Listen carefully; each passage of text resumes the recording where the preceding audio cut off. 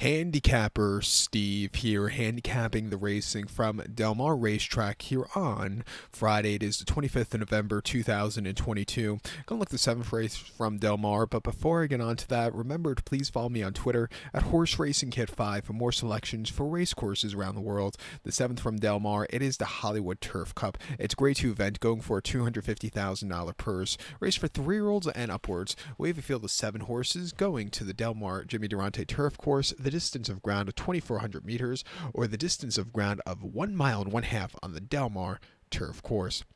2,400 meters, a mile 1/2 here.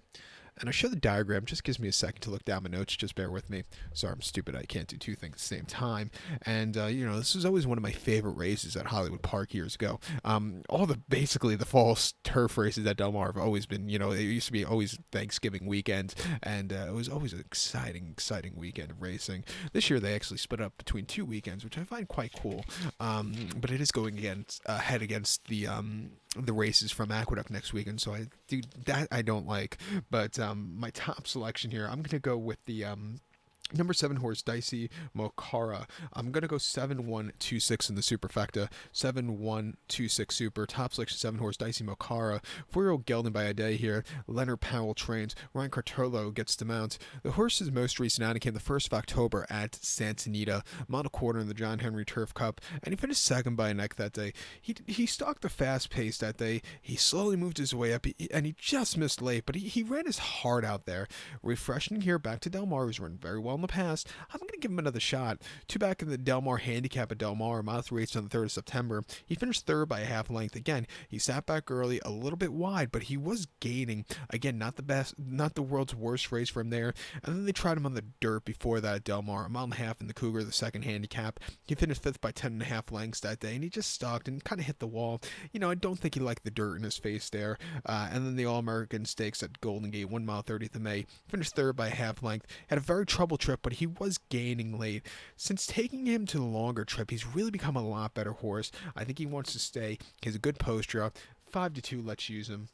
It wouldn't surprise me either if the 1 horse gets a good trip here. The Gray Wizard, John Velasquez, is on this one for Grand Motion. 2 back, last time out in a allowance race for 105 at Aqueduct, mile 3 on the inner turf course. He finished 5th by 1/4 lengths. Had a very wide trip, but he was gaining. If he saved some ground, he would have made the race interesting there. Before that, at Aqueduct, mile and a half in the Jockey Club Derby, he finished 2nd by 6.5 lengths. Nation's Pride really freaked with Frankie up that day, but this horse, he ran a very good 2nd place finish there. And then at throw a 4 back, I want to go to that race at Laurel, mile 3 on the turf course in allowance race, 53,000. He finished 2nd by half a length. He was drawn very wide after not the best beginnings. He had a wide trip. He had the lead. He got caught late, but he ran his heart out there. If he could run a quarter of those races like he did on the East Coast, he could definitely win against these horses.